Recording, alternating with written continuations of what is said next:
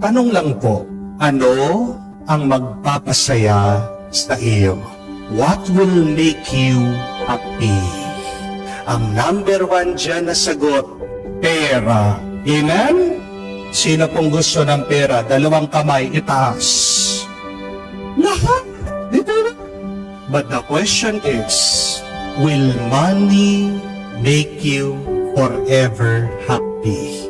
Is money the real answer to make you happy every day? May kakilala po ako. Sinasabi niya, kahit pobre na siya, kahit mahirap na siya, basta't wala lang siyang sakit. Amen? Sobrang yaman po. Pag nag-a-abroad, hindi man iniisip ang ginagastos. Pag nangingibang bansa, parang pumunta lang ng Baguio o Manila. Pero meron pong grabing sakit. One of a kind illness. And if you can hear only the words of the rich man, ipagpapalit niya lahat ng kayamanan, lahat ng pera para magkaroon lang ng mabuting pangangatawan. He will do it. He's asking God for it. I think some of you also would exchange all of the money in the world just to have their loved ones back. Amen? Kahit na mahirap sila, basta't maibalik lang yung namatay nilang anak. Kahit na mahirapan sila, I think some of you, ipagpapalit ang kayamanan para lang mabuhay yung kanilang minamahal at asawa. Meron po akong kakilala. Pag pinagtatrabaho ko siya, very generous po ako, nagbibigay ako na sobra-sobra. Pero ibabalik po yung sobrang pera. Ano yung sinasabi?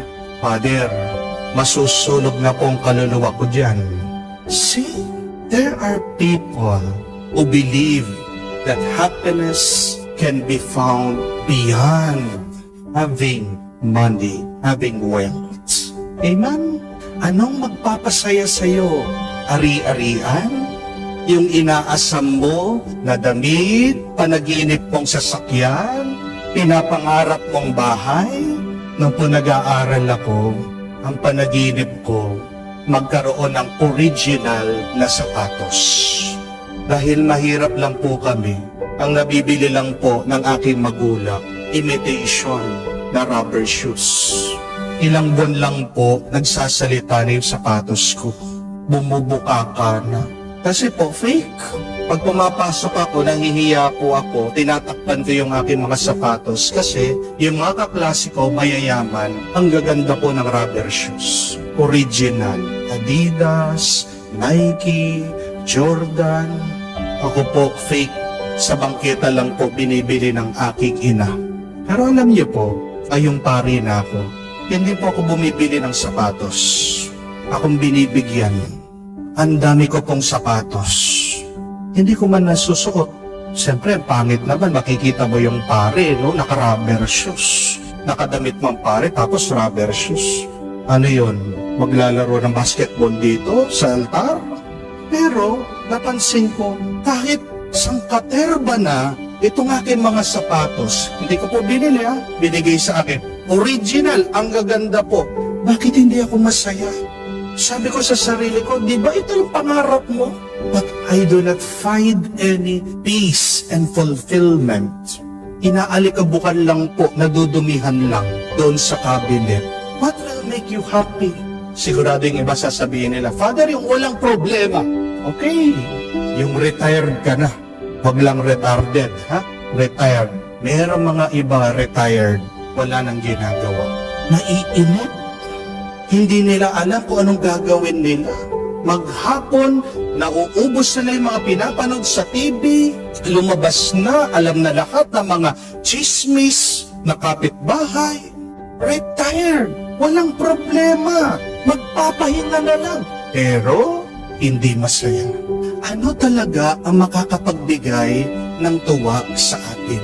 Ano ang tinuturo ni Jesus? Huwag niyong uumpisahan sa labas. Kung gusto niyong tunay na maging masaya, maputi at banal, umpisahan niyo sa loob.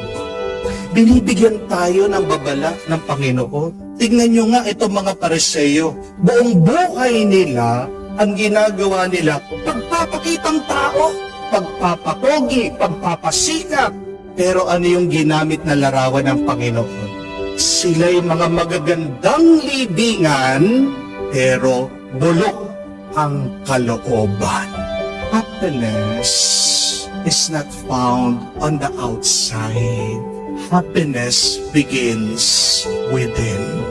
Kung aayusin mo ang iyong kalooban, kung lilinisin mo ang iyong mga kasalanan, lalong-lalo na kung papapasukin mo ang Espiritu ng Diyos sa iyo, kahit saan ka man mapunta, kahit ano man ang iyong kalagayan, palagi kang magiging masaya.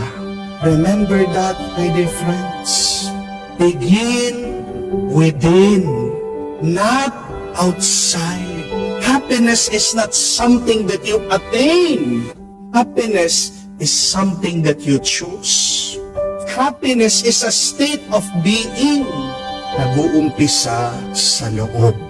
Kaya nga, masasabi natin ang tao magiging malungkot, miserable. Kahit na siya'y nakapaligid ng mga magagandang bagay, kung bulok naman ang nasa loob niya, kung may gulo ang kanyang isip at puso, let us begin within, not outside. Dahil tandaan niyo po, ang tunay na buhay ay nasa loob, hindi nasa labas. Pag inuna mo palagi ang nasa labas, ano mangyayari na nasa loob? Mamamatay yan. Tingnan niyo po ang itlog. Pag napipisa ang itlog, sa nag-uumpisa? Sa labas? Sa loob. Bakit sa loob? Yun yung buhay. Ang buhay nasa loob, labas. Pero ang tigas ng ulo natin, kala natin ang totoong buhay nasa labas, pinapaloob, pinapasok natin. We are wrong. That is a big mistake. Bigyan mo ng oras at panahon, araw-araw, ang iyong espiritual na buhay, ang iyong pag-uugali, ang iyong relasyon sa Diyos. At makikita mo, hindi ka lang magiging masaya, makukontento ka, magiging kapang payapa. May paborito po akong kanta ni Richie Di Horsi. Hindi ko po alam kung alam niyo yung kanta. Ang pamagat po, sobrang talino na ng tao ngayon. Alam niyo po yan? Ang ganda po. Hanapin niyo po sa YouTube, sa internet. Ang lalim po ng lyrics. Sabi niya, sobrang talino na ng tao ngayon. Kaya nang makapunta sa buwan, makapaglakad. Kaya na niyang makagawa ng telebisyon at mga palabas. Pero nakalimutan na niyang magdasal tuwing linggo. Ang gaganda na ng ating mga nagawa, nakakamangha, nakakabilib. Pero walang kwenta yan kung napabayaan naman yung nasa loob, ang iyong puso, ang iyong kalooban, lalong-lalo na ang iyong espiritu. Dahil pagdating ng araw, lahat ng ito na nakikita mo sa labas, mawawala din yan. Lilipas din yan. Nalulusaw din yan. Masisira din yan. May katapusan yan. Pero nung sabi ng Panginoon, ang turo niya, anong nananatili? Ang ating mga kaluluwa, ang ating mga espiritu. Kaya kung nagpapagod ka para sa pera, para sa kayamanan, para sa iyong pangalan, wala naman problema kung pagsumikapan mo ang mga bagay na yan. Pero ang pinapaalala lang ng Diyos, huwag mo namang kalimutan yung nandun sa loob. Dahil pag nakalimutan mo yan, maaaring sa pisikal ikaw ay buhay, pero ang totoo, ikaw ay patay